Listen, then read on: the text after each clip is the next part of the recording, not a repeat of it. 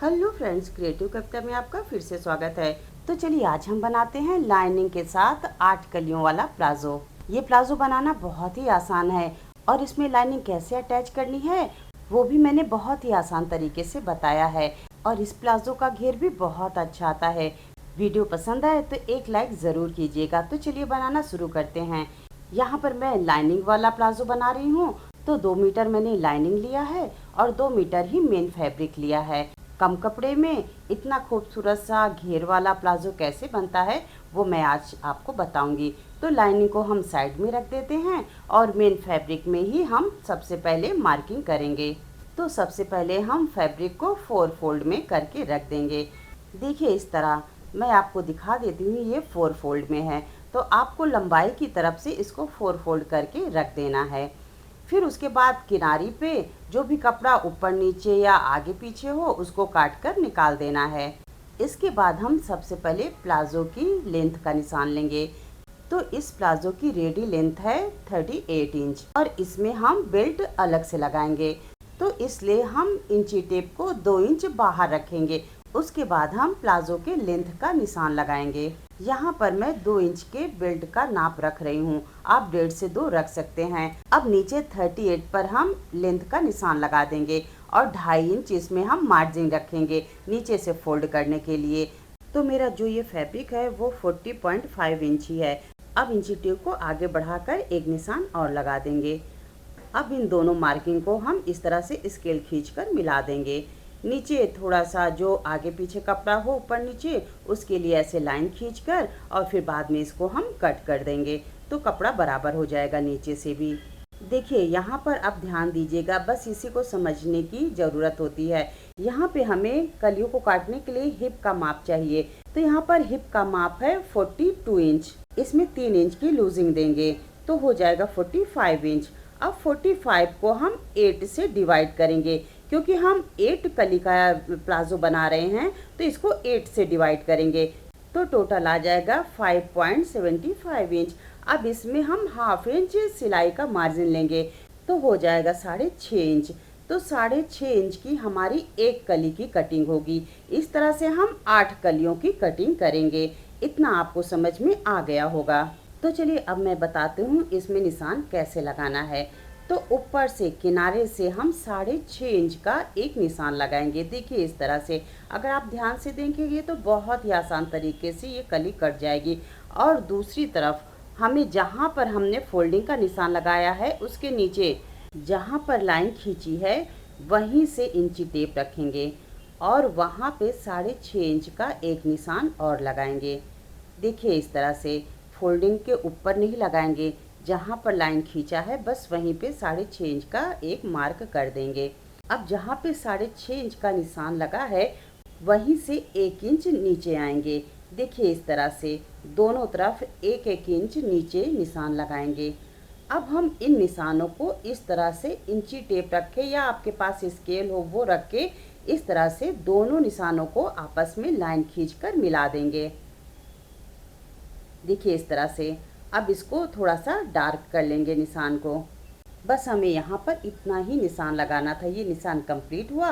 अब इन कलियों को हम काट लेते हैं, तब आपको और अच्छी तरह से समझ में आ जाएगा कि इन कलियों को कैसे काटना है। तो देखिए 4 कली एक पैनल में है और 4 कली एक पैनल में है। 8 कलियाँ कट जाने के बाद अब इसको हम इस तरह से दोनों को मिलाकर रखेंगे। जो सीधी साइड है वो एक तरफ होगी और जो ये किनारे पे तिरछी वाली साइड है वो एक तरफ होगा, क्योंकि हमें सिलाई भी इसी तरह से करनी है। तो मैं आपको बताती हूँ कि इसको सिलाई कैसे करनी है। अब एक पैनल से जो 4 कली है उसमें से एक कली को उठाना है और दूसरी कली के सामने इस तरह से रख देना है।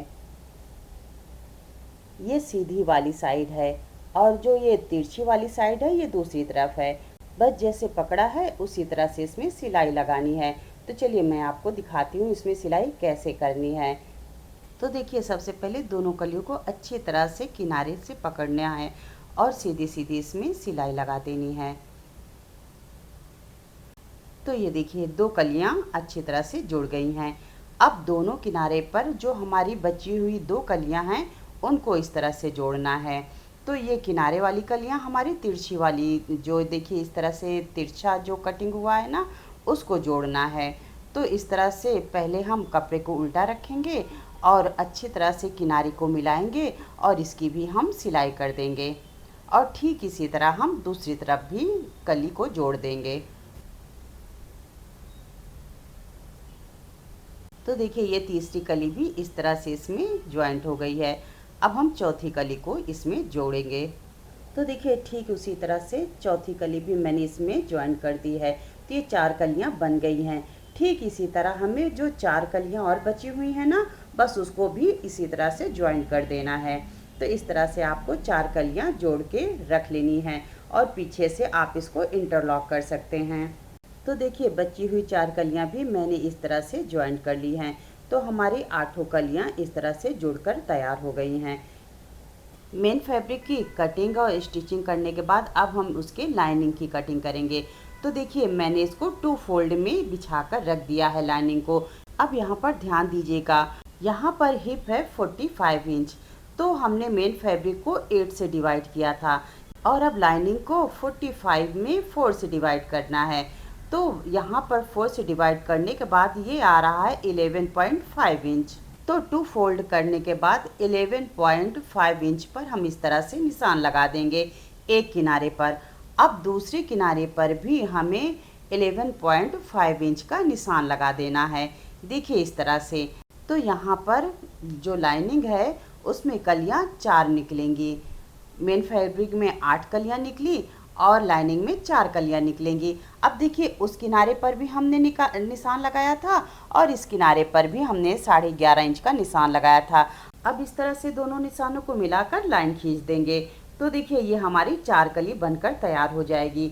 ये 2 फोल्ड है और इधर से भी 2 फोल्ड है, तो 4 कली निकल आएंगी। अब हम इसकी कटिंग कर लेंगे। तो देखिए लाइनिंग में 4 कली निकल गई हैं। अब इन 4 कलियों को एक दूसरे के ऊपर ऐसे रखेंगे अच्छे से मिलाकर, और फिर किनारे से जहाँ पे ये तिरछा निशान है ना, वहाँ ऊपर की ओर किनारे से 2 इंच का निशान लगाकर गोलाई में इसको कट कर देना है। इससे क्या होगा कि ये लाइनिंग नीचे से लटकेगी नहीं। तो इसको कटिंग करने के बाद अब हम इसकी सिलाई करेंगे। बस मेन फैब्रिक और लाइनिंग में ये अंतर है कि मेन फैब्रिक को जिधर से सीधी कटिंग हुई थी उधर से सिलाई की थी, और लाइनिंग में जिधर से ये तिरछी सिलाई है सबसे पहले उधर से सिलाई करनी है। तो हमें तिरछी तरफ जो ये कटिंग हुई है उधर से ही सिलाई करके इसको रेडी कर लेना है। तो ये देखिए मैंने इसको सिलकर तैयार कर लिया है और दोनों को इसी तरह से मैंने सिल लिया है, दोनों पीस को। अब जो लाइनिंग के दोनों पीस हैं यानी 4 कलियां हैं और मेन फैब्रिक के दोनों पीस, इस तरह से सबको मिलाकर हमें रखना है। और अब हम आसन का निशान लगाएंगे। आसन का फार्मूला है हिप का चौथा भाग। हिप है 45 इंच, उसको 4 से डिवाइड करेंगे तो हो जाएगा 11.5 इंच। 11.5 इंच में 2 इंच की लूजिंग देंगे तो हो जाएगा 13.5 इंच। 13.5 इंच पर हम निशान लगा देंगे और 2 इंच ऊपर से बेल्ट के लिए छोड़ने के बाद 13.5 इंच का निशान लगाएंगे। फिर जहाँ पर 13.5 इंच का निशान लगाए वहीं से 2 इंच हम अंदर की तरफ आएंगे और इस तरह से 2 इंच का निशान और लगाएंगे और ऊपर से जहाँ पर 13.5 इंच का निशान लगाया वहीं से तिरछी लाइन खींच देंगे। अब किनारे से 1.5 इंच अंदर आके इस तरह से हम राउंड शेप दे देंगे। तो इस तरह से हमारे आसन का निशान लग जाएगा। अब हम इसी तरह से जैसे हमने निशान लगाया है वैसे ही हम इसकी कटिंग कर लेंगे। तो देखिए हमारे मेन फैब्रिक और लाइनिंग दोनों में आसन का निशान लग चुका है। अब मेन फैब्रिक में दोनों आसन को इस तरह से पकड़कर सिलाई करेंगे। इसको अच्छी तरह से किनारे मिलाते हुए दोनों क्रॉच एरिया को हम अच्छी तरह से सिल लेंगे। तो देखिए मैंने दोनों क्रॉच एरिया को इस तरह से सिलाई कर दी है। अब हमें नीचे क्रॉच एरिया की सिलाई करनी है। तो देखिए इस तरह से पॉइंट मिलाकर इसको पकड़ना है और नीचे तक अच्छी तरह से पकड़ के और सीधी सीधी इसमें सिलाई कर देनी है दोनों तरफ, दोनों पैरों की तरफ। और सिलाई टेढ़ी मेढ़ी बिल्कुल नहीं होनी चाहिए, नहीं तो नीचे से फिर खिंचाव आता है।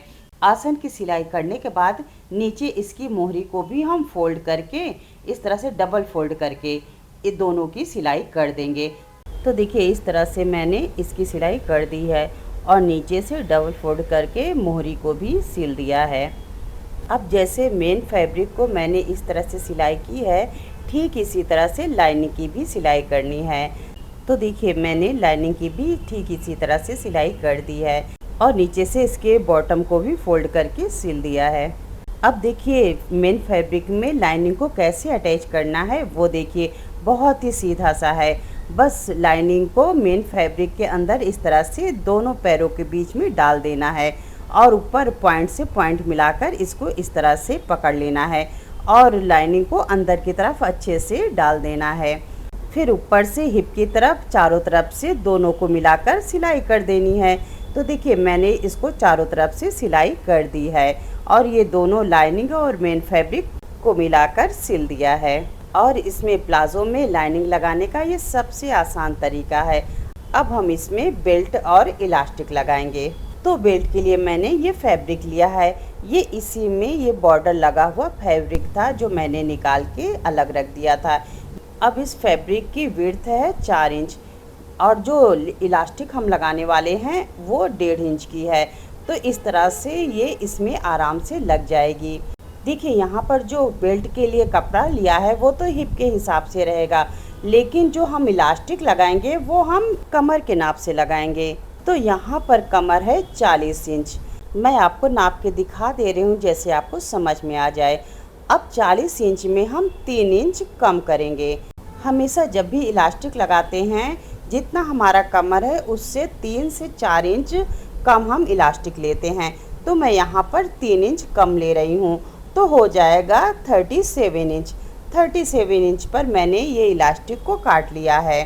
40 में 3 इंच कम किया तो हो गया 37 इंच। तो देखिए ये बिल्कुल 37 इंच की इलास्टिक है। अब जो बेल्ट का फैब्रिक है उसको भी हम हिप के हिसाब से काट लेंगे। अब इसको जॉइंट कैसे करना है चलिए बताते हैं। सबसे पहले बेल्ट के दोनों किनारों को इस तरह से जॉइंट कर लेंगे। फिर जो प्लाजो है उसको लेंगे, उसके ऊपर इस बेल्ट को इस तरह से राउंड शेप में हम रखेंगे और जहाँ पे आसन जॉइंट किया है वहीं पे जहाँ हमने बेल्ट को अभी सिला था उस जॉइंट को और आसन के जॉइंट को इस तरह से मिला के रखना है और बस सीधी सीधी राउंड शेप में सिलाई कर देनी है। देखिए इस तरह से बेल्ट लगाना बहुत ही आसान है। इस तरह से बेल्ट लगाएंगे तो बहुत अच्छी फिनिशिंग भी आती है और फटाफट लग भी जाता है। अब ऊपर से 1/2 इंच इसको हम इस तरह से मोड़कर सिल देंगे तो हमें इलास्टिक लगाने में बहुत आसानी होगी। अब इलास्टिक लेंगे और उसको इस तरह से सिलाई करके ज्वाइन कर देंगे। 2-3 सिलाई लगा देंगे, नहीं तो ये खुलने का डर रहता है। अब क्या करेंगे, इसको इसी राउंड शेप में ही जहाँ पे हमने बेल्ट को ज्वाइंट किया है बस उसी के ऊपर इसको रखना है। अगर इस तरह से आप इलास्टिक लगाएंगे तो ये बहुत ही आसान तरीके से लग जाता है। चलिए मैं इसको मशीन पर बताती हूँ कैसे लगाना है। अब जो हमने बेल्ट बनाया है बस उसी के अंदर इस इलास्टिक को रखना है और किनारे से सिलाई लगा देनी है। ध्यान रहे कि इलास्टिक सिलाई में नहीं आनी चाहिए, नहीं तो ये फैलेगा नहीं। और जो हमने बेल्ट और प्लाजो को ज्वाइंट किया है उस ज्वाइंट को अंदर की तरफ ही रखना है, बाहर की तरफ इसकी सिलाई नहीं करनी है। तो देखिए इस तरह से बहुत आसान तरीके से हमारा बेल्ट भी प्लाजो में लगकर तैयार हो गया है। अब इसको इस तरह से 3 से 4 बार अच्छी तरह से खींच दे, जैसे फैब्रिक हर जगह फैल जाए, और बीच में भी इस तरह से सिलाई लगा देनी है जैसे ये बेल्ट बाद में पलटे नहीं। तो ये देखिए हमारा कली वाला प्लाजो बनकर तैयार हो गया है। आपको ये प्लाजो कैसा लगा मुझे कमेंट्स करके ज़रूर बताइएगा। पूरी वीडियो देखने के लिए आपका बहुत बहुत